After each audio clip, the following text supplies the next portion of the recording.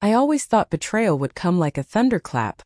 Loud, messy, impossible to ignore. Instead, mine came on a quiet Wednesday morning, folded neatly inside a yellowing envelope at the bottom of my husband's desk drawer. I wasn't snooping. Let's make that clear. I was looking for the spare checkbook. Our mortgage payment was due, and Matthew had, once again, left in a rush without handling it like he said he would. That desk had always been his domain. An old walnut roll top passed down from his grandfather, cluttered with receipts, phone chargers, and his childhood baseball cards he swore were worth a fortune. But that day something strange caught my eye. Something tucked behind the drawer's inner panel. It looked like it had been hidden on purpose. I reached in and pulled out a plain white envelope. No stamp. No return address. Just a single name written in Matthew's handwriting. Brianna. My sister. My stomach turned before I even opened it. And yet, I opened it. Bri. I can't stop thinking about that night. I know we promised we'd forget it, but I don't want to. I don't think I can. The way you looked at me, it wasn't just lust. It was something real. Something I haven't felt with Emily in years. I know what we're doing is wrong, but it also feels more honest than anything else in my life right now. I blinked. Then again. My brain couldn't even process it at first. I just sat there staring at the words as if the ink might shift and reveal a different truth. My husband. My sister. He hadn't signed it Matthew, like he usually did in cards. Just an M. Cowardly. Cold. Calculated. I read it 3 times before my hands started shaking. This wasn't a misunderstanding. This wasn't a joke. This was betrayal. And suddenly every weird look they'd exchanged at family dinners, every inside joke I wasn't part of, every late meeting and every emergency phone call, they all started playing in my mind like puzzle pieces I'd never realized were part of the same damn picture. I dropped the letter like it was burning my fingers. My heartbeat was thudding in my ears. I looked around our living room, the family photos, the house we built together, the throw blanket I'd crocheted myself over 6 long winter evenings, and for the first time it felt like I didn't belong here. Felt like a set. A carefully staged lie. I didn't confront him that night. Instead, I cooked dinner like nothing was wrong. I smiled when he walked through the door. I nodded while he talked about his day. I even kissed him goodnight. And while he slept soundly next to me, I stared at the ceiling with tears soaking into my pillow and 100 questions gnawing at me like wild dogs. Why her? How long? Who else knows? Was I just the safe choice?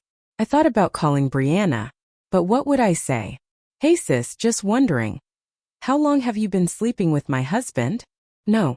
I wasn't going to give either of them the satisfaction of seeing me fall apart. Not yet.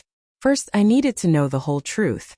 Every rotten detail. And when I did, they would both wish I had just burned that letter. I didn't sleep that night. Or the night after. By the end of the week, I'd memorized every word of that letter like a prayer. Or a curse. It would have been easier if it were some faceless woman. But Brianna? My own sister? We shared bunk beds growing up. She helped me pick out my wedding dress. She held my hand when I went into labor with our son Caleb. And now? I couldn't even look at a photo of her without wanting to scream. But I didn't scream. I smiled. That Sunday, we had dinner at my mother-in-law's house. The usual roast chicken, mashed potatoes, and cloying small talk. Brianna was there. Of course she was. She always was. She brought a homemade apple pie and that fake toothpaste commercial smile that had fooled everyone since middle school. Matthew greeted her with a warm hug, just like he always did. But I noticed the way his hand lingered on her back a second too long. The way their eyes locked when they thought no one was looking. But I was looking. And I was done pretending I wasn't. Halfway through dinner, I excused myself to use the bathroom, and instead walked into the laundry room just off the kitchen. That's when I heard it, voices. Low, whispered, and unmistakably familiar. She doesn't suspect a thing, Brianna said. You're being too obvious. That look you gave me when you walked in? My God, Matt. I'm sorry, he said. It's just hard. She's right there. I pressed my back to the wall, my hands trembling so hard I had to stuff them in my pockets. I thought you said you were going to talk to her, she whispered. I will, he said. Just give me time. How much time, Matt? It's been over a year. A year. They've been doing this for over a year. And I'd sat through birthday parties, holiday dinners, even shared vacations. All the while playing the role of loving wife, loyal sister, and clueless fool. But the final nail didn't come from them. It came from his mother. When I walked back into the dining room, I caught her looking at me. Really looking at me. Not with sympathy. With pity. She leaned over when Matthew and Brianna stepped outside to help bring in more drinks. "I always admired your strength, Emily," she said softly, folding her napkin neatly. "Even before you married into this family. You deserve better than what you've been given." I blinked. "What are you talking about?" She gave a tight-lipped smile. "You didn't hear it from me." And that was all she said. But in that moment, something inside me shifted. His own mother knew. She had known. They all had. They just chose to protect the lie rather than the person being lied to. I didn't cry on the way home. Instead, I opened a new folder on my computer. Named it Truth. All caps. And I started writing. Every detail. Every timestamp. Every suspicion. Every whispered conversation. Every odd look. Every night he worked late. Because if I was going to burn this down, I needed gasoline. And I needed receipts. When you find out your husband's been sleeping with your sister, you think that's the worst thing you'll ever feel. You're wrong. Because betrayal doesn't always come in fire and fury. Sometimes it creeps in like a shadow, with an email subject line that simply reads, "You deserve to know." I was sitting at the kitchen table, sipping cold coffee and sorting through receipts for my growing truth folder, when it landed in my inbox. No name. No return address. Just that message. I hovered my finger over the trackpad, debating. I should have deleted it. But I clicked. "Emily, I've debated telling you this for months. But you're smarter than they think and you've already started connecting the dots. You deserve the whole truth. Check the clinic records from Caleb's first DNA test. The one done when he was 2. It was never about allergies. The paternity test was real. And Matthew already knew. A friend. My heart stopped. There had never been a paternity test. Or so I thought. Back when Caleb was 2, he'd developed strange rashes. Our pediatrician ran a slew of allergy panels. I remembered the swabs, the long wait for results. I also remembered Matthew insisting on doing the intake forms himself that day. I stared at the screen for a long time. That afternoon, I drove straight to the children's clinic where Caleb had been tested. I told them I needed a copy of all records for legal reasons. I wore a blazer, carried a manila folder, and forced a tight smile. The receptionist barely looked up. "Sure thing. Takes about 15 minutes. 15 of the longest minutes of my life." I sat in the waiting area flipping through parenting magazines from 2017, pretending not to feel my pulse in my ears. When she returned with a thick file, I took it to my car and locked the doors. I didn't even wait to start the engine. I flipped through it quickly: immunizations, allergy screenings, growth charts, and then, near the back, I found it. Paternity confirmation. Non-maternal match pending. Confirmed non-match with listed paternal sample. I read it over and over. Non-match. Matthew wasn't Caleb's biological father. But that made no sense. I had never been unfaithful. Not before or after Caleb was born. And then it hit me like a brick. The paternal sample. Was it even his? What if he'd swapped his sample to manufacture a lie? What if the test had been a setup? Suddenly, all those weird comments from him over the years made sense. About how Caleb didn't look like him. About how traits skip generations.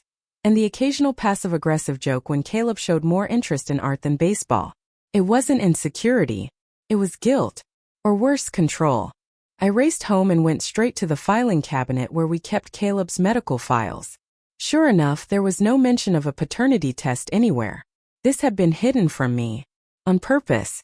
And if that anonymous email was right, he had done this to me to plant doubt, to make me question myself, to weaken me, to control the narrative before I even knew there was one.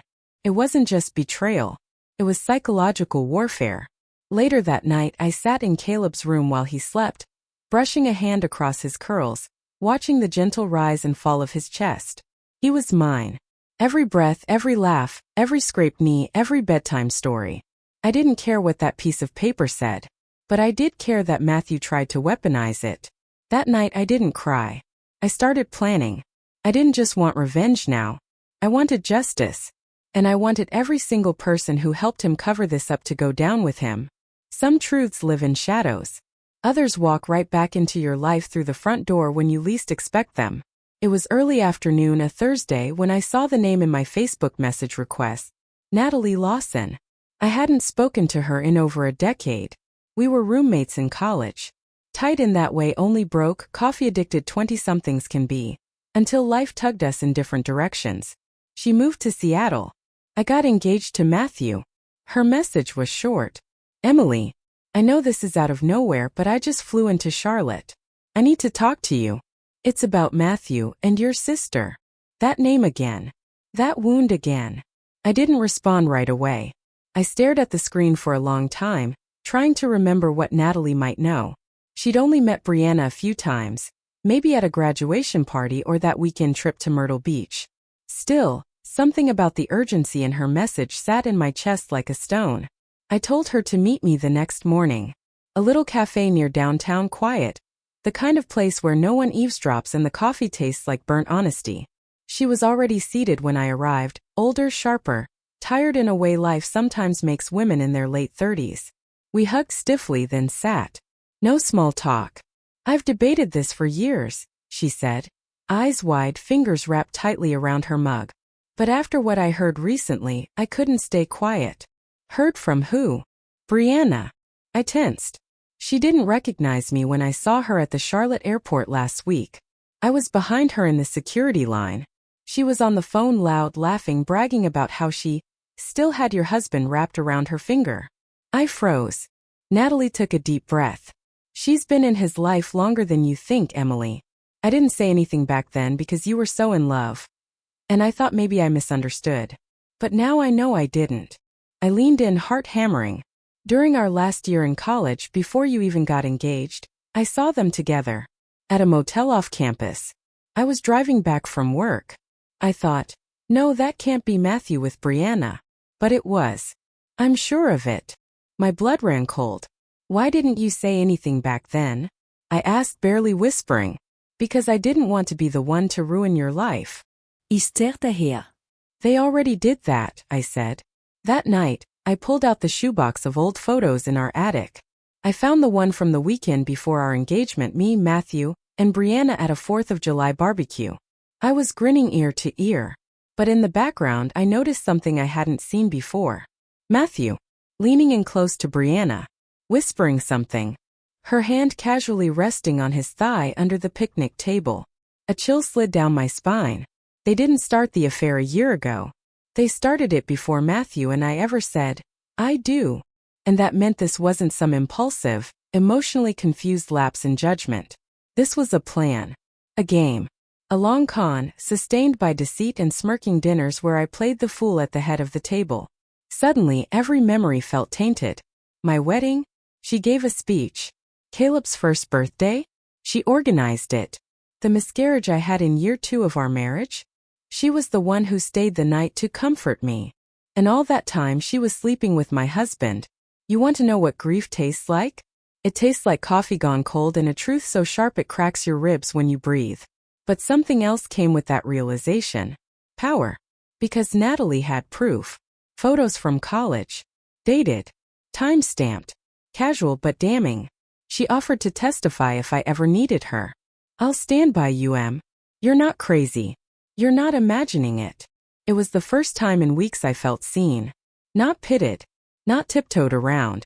Seen. And I realized then. I didn't just want to confront them. I wanted to expose them. Not with screaming or slaps or smashed wedding china. But with silence. Precision. Strategy. I wanted their worlds to unravel in the same quiet, cruel way they unraveled mine. And I would start with the thing Matthew prized most. His image. There's a kind of silence that comes after the storm. Not peace, not calm. Just the quiet right before everything falls apart for someone else. That's where I lived now. After Natalie gave me the proof, after I confirmed the affair had roots older than my marriage, I stopped asking questions and started making moves. Matthew always thought I was passive, sweet, predictable. He forgot I was also observant, patient, and when needed surgical. He worked for a commercial real estate firm, Hartwell and Mason, a small but respected name in Charlotte. A family values kind of company. He'd just been nominated for partner. Big deal. Big pay bump. Big public announcement. Perfect target. Over the next few weeks I gathered everything. Copies of the love letters, including the one I originally found. Screenshots of text messages between Matthew and Brianna, courtesy of a syncing slip-up with our shared iCloud account. Photos from Natalie, including dated motel receipts. The hidden paternity document from Caleb's records. And one more thing. A voice memo from a conversation between Brianna and Matthew that I recorded on my phone. It was crystal clear. He told her, "Once I make partner, I'll finally have the leverage to leave Emily without risking my assets." His words. His voice. His mistake. But I wasn't going to confront him. Not directly. Not yet. Instead, I contacted a lawyer.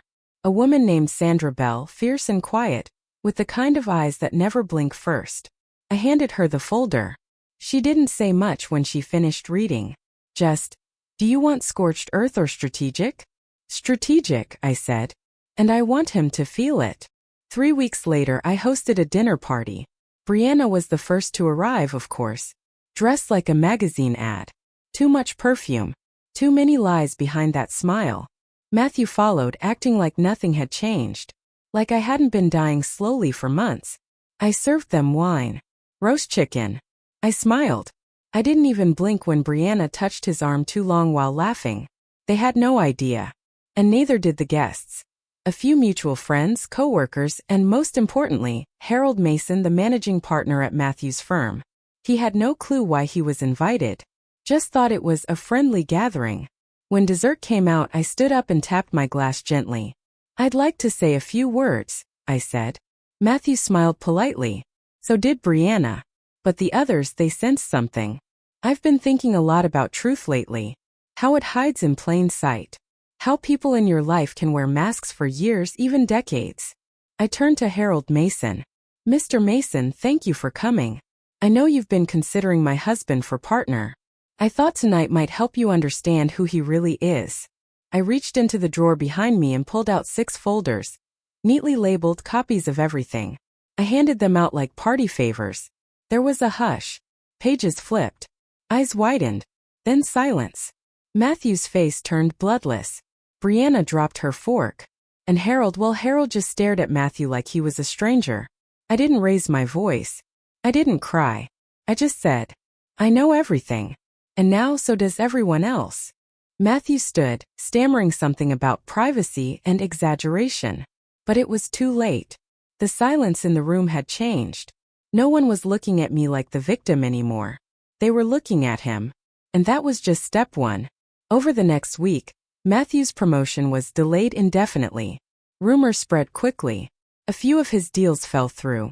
Clients backed away quietly. Brianna tried calling me. She even came to my door crying. I didn't answer. She left a note. I didn't read it. Because by now I knew better. I wasn't looking for closure. I was building a new life. One where I didn't have to beg to be loved. But I wasn't done yet. Because Matthew still had one illusion left. His control over Caleb. And in part 6 I was going to shatter that too. Not for revenge. For freedom. There's a strange clarity that comes after you've burned your life down. You stop fearing the flames. For the first time in years I was breathing freely. No more pretending. No more second-guessing my worth. But there was still one thing left to reclaim. Caleb. He was the only pure thing that came out of my marriage. And Matthew? He still believed Caleb was his pawn. His leverage. His son by legal definition. But not by love. Not by heart. After everything he'd done, from cheating with my sister to weaponizing a fake paternity test, he still had the audacity to believe he could be a father when it suited his reputation. So I gave him a chance. One last one. We met at a park. Neutral ground. Bright sunlight, kids laughing in the distance, birds chirping. The kind of day you remember when something ends. He showed up 10 minutes late, sunglasses on, nerves hidden behind his tailored shirt. "Thanks for meeting," he said stiffly. I didn't smile. "I have something for you." I handed him a sealed envelope. Inside, a court filing. My petition for full custody. He blinked, opened it, scanned the lines. You're kidding, he muttered. Emily, this is ridiculous. You're angry. I get it. But Caleb is still my son. I looked him in the eye. No. He's mine. You gave up the right to call him your son the moment you tried to turn him into a weapon. When you lied about who he was. When you lied about who you were. He shook his head, stunned. You can't do this. You think any judge will believe this? I smiled, tired but steady. They won't have to believe me. They'll believe your voice. And I pulled out my phone and played the recording. Once I make partner, I'll finally have the leverage to leave Emily without risking my assets. His eyes went wide. You recorded me? I protected myself, I said. Like I should have years ago. He lunged toward me, voice sharp. You're destroying everything. No, I said. You did. I'm just making sure the world sees it clearly now. The court battle wasn't long. My lawyer was precise. My evidence was bulletproof. And when Sandra played that voice memo and showed the false paternity test result, the judge's expression turned cold. Matthew lost custody. Supervised visits only. Twice a month. Brianna? She vanished from the picture entirely. Somewhere along the way, she stopped returning his calls. I heard she moved across the country. Good. I didn't need to know where. I just needed her gone. But here's the part no one expects, the redemption. It didn't come from watching Matthew fall. It came on a quiet morning months later, sitting with Caleb on our front porch, sipping hot cocoa. He turned to me out of the blue and said, Mom, I like our new life. Feels quiet, but in a good way. I looked at him, his eyes so full of trust, of safety, and I felt it for the first time. Peace. Not revenge. Not survival. Just peace. I rebuilt our life slowly, carefully. I went back to school part-time, took on more hours at the dental clinic, found a small, honest community of people who didn't know me as Matthew's wife, or the woman whose sister. Just Emily, the woman who refused to disappear quietly. So if you're listening to this and you're hurting, if someone made you feel small, invisible, powerless, know this, you're not broken. You're awakening. And when the smoke clears, you'll remember who you are. And like me, you'll walk away, not with bitterness, but with everything they thought you'd never have again. Dignity, truth, and a future entirely your own.